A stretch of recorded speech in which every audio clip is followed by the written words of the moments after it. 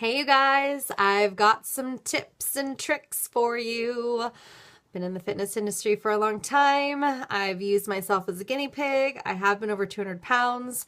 I am not one of those people that is just consistently naturally skinny. I do have to work for it a bit.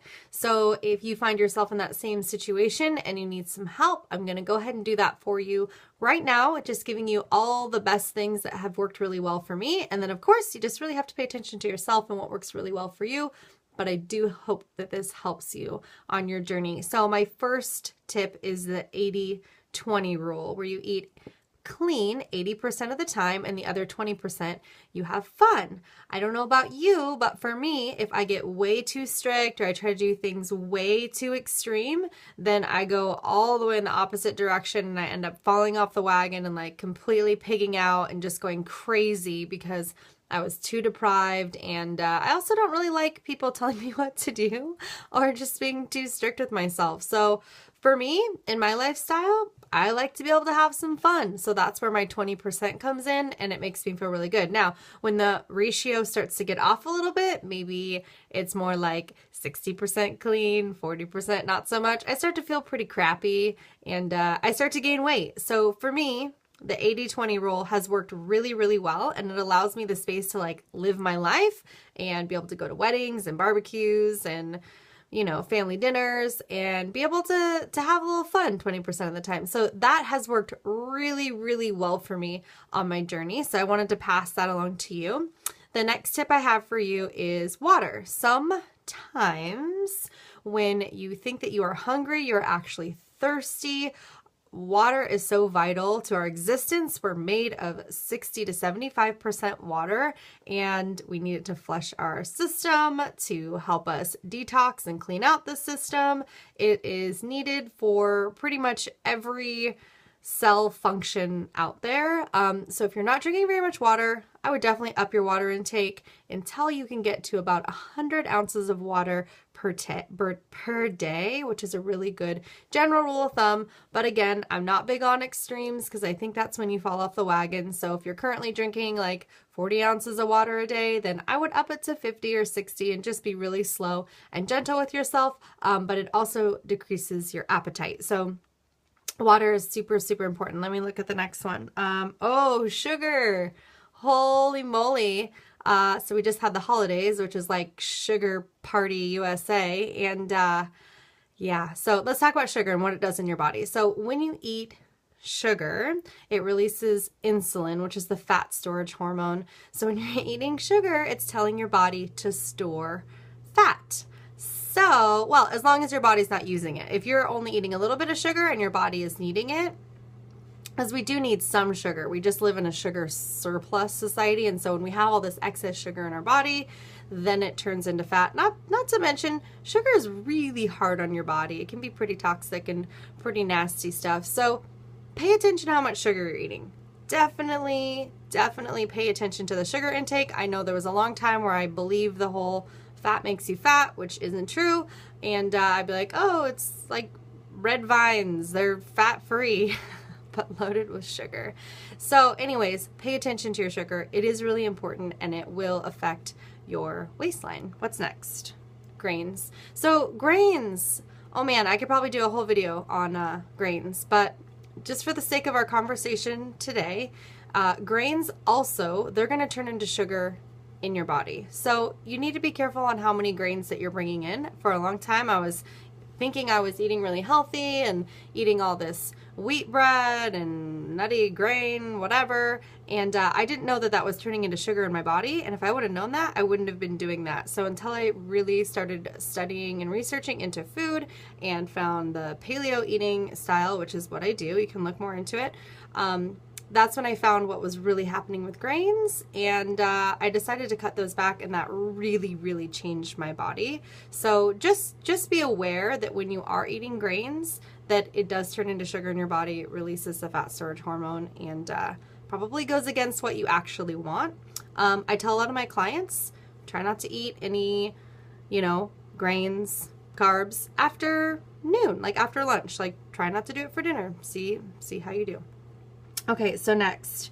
Oh, this is a big one for me. So for me, and this might be different for you, When I eat late at night, number one, I don't sleep very well when I eat too late, too close to bedtime, and it really makes me gain weight. So your metabolism is running the hottest in the morning, and then it starts to trail off. So when you're eating a really big dinner or you're eating late, it really sticks with you and your body's just not burning as fast. So for me, if I eat late, I gain weight. You may be different, but I just want to throw that out there because that's something that when I changed that, when I tweaked that little thing, it really helped me. And when I fall off the wagon and I start eating late again, I absolutely start gaining weight. So I wanted to throw that out there.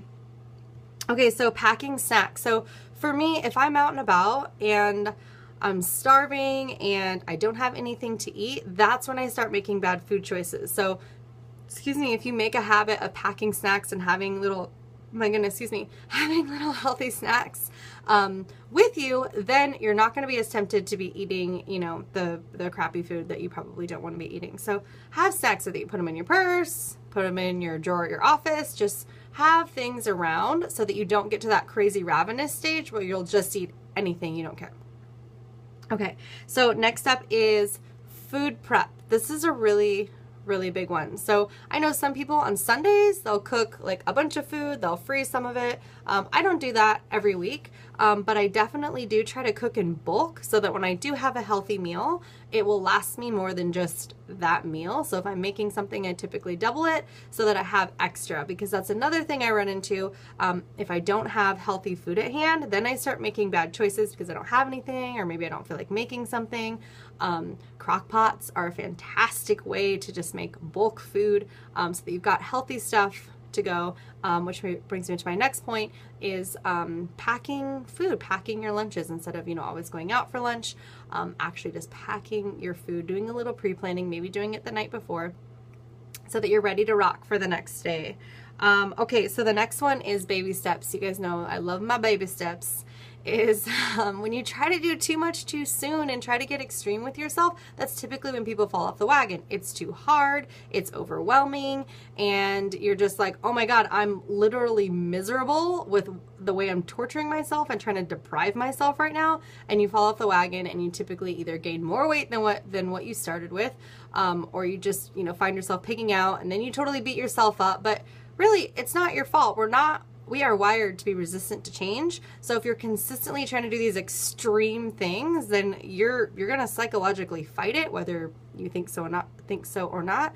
And it takes a lot of freaking willpower to just like bulldoze through that. So be easy on yourself and just do it slow, small, easy, baby steps. Make your changes, make your lifestyle changes really slow. And I say lifestyle changes because I don't think it's about finding a diet. Diets don't work. They literally have a 98% fail rate. So I don't think you should look for a diet. I think you should look for a lifestyle eating plan that you can stick to for the rest of your life. Like I told you, I've been eating paleo since 2012. Of course, I go through my ups and downs. Sometimes I fall off the wagon and I have to get myself back on track, but I have a lifestyle plan, and I got there by taking it really slow with myself to get myself all the way where I needed to be. I didn't do it all at once. I didn't say, oh, tomorrow I'm going to start eating paleo. I just slowly but surely, as I would learn new things and as I would experiment with my body and how things were working with my body, I would just keep going and going. So baby steps, you guys, baby steps, baby steps. Not too much, too soon. I promise it backfires every time. There's no need to make yourself miserable. Be gentle with yourself. Do it slow, one step at a time. Promise, promise. Those little tiny steps, I know they seem like, oh, I'm not doing anything, but you really are. They add up. And before you know it, you've created a new healthy habit, and it's freaking awesome. So just keep going. Okay, what else? Oh, pay attention to how your body responds. So, you know, let's see. When I'm eating gluten these days, which granted there's a lot more gluten in food than what they used to do. That's why there's so many gluten intolerances now, because they've upped the gluten by like 500% or something ridiculous. My body doesn't really seem to like it. It kind of rejects it and is like, you know, I get itchies and like itchy eyes and I get like an allergic response, basically. So you need to really pay attention to like, what foods am I eating that don't make me feel very good? Like what just is not vibing with me? Maybe you don't sleep very good. Maybe you get a runny nose. You know, you may be having food allergies and you don't even know it. So the more you can pay attention to yourself and how foods are affecting you, the better it's going to be, because everything that, you know, may not vibe with me may be totally cool for you. So that's up to you. That's your homework, and what foods vibe with you and what foods don't. Oh, okay, I love this one. Make your cheat meals worth it. So in the past, you know, maybe there'd be like a cupcake or whatever, and I'm like, oh, whatever, I'll eat a cupcake, and it wouldn't be very good, but I would eat it anyways. And I don't think this is a good plan, because why put it in your body if you're not really enjoying it and it's not worth it? So now I really try to make my cheat meals worth it, where I'm like, oh my God, that was amazing. That was drool worthy. I loved it. It was so good. Totally worth it. And honestly, if there's something that I try that I'm like, oh yeah, I'm going to do this as my cheat meal, and I don't like it, I will throw it away. Because I'm like, you know what? I'd rather throw it in the garbage than like have it be on my body. Like, it's not worth it. So if it's not worth it, don't do it. Throw it away. It's okay. I promise. Just get rid of it. Okay. Okay, so 8 hours of sleep. What happens when we're not getting enough sleep? First of all, we're not restoring our body, and it ages you when you don't get enough sleep. But it also puts the body in a stress response. So typically when you're in a stress response, your body is going to crave more carbs and sugar because it's stressed out and it's going into survival mode. And so it wants that quick, fast energy. So if you're not sleeping a lot, you're going to be working against your own DNA that's saying like, we're stressed out, we need sugar, we need carbs. So don't fight yourself and get enough sleep so that you feel calm and your body is not craving carbs and sugars, which you are trying to bring down. Okay. What else? Oh, stress management. So talking about stress, as we just did, putting the body in a stressed out state. If you're just really stressed at work, you've got a lot of stress at home, whatever it is, if you're really stressed out all the time, again, you're going to be craving carbs and sugar. You're probably going to be doing some emotional eating. I'm definitely guilty of emotional eating, abso-freaking-lutely. And when I do get stressed out or overworked, I hit the chocolate hard. So pay attention to that. You need to work on letting go of your stress. Of course, I recommend yoga. I would love it if you'd come to my classes, and they're online too.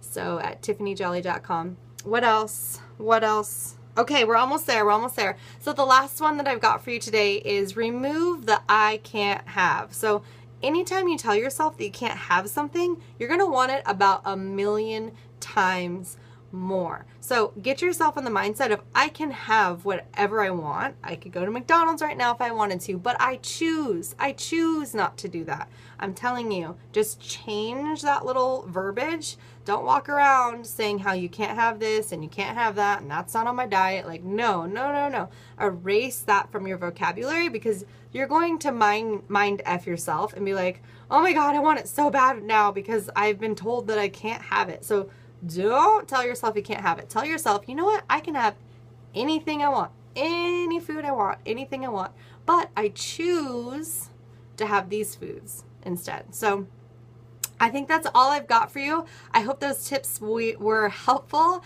and I will see you guys next time. Bye.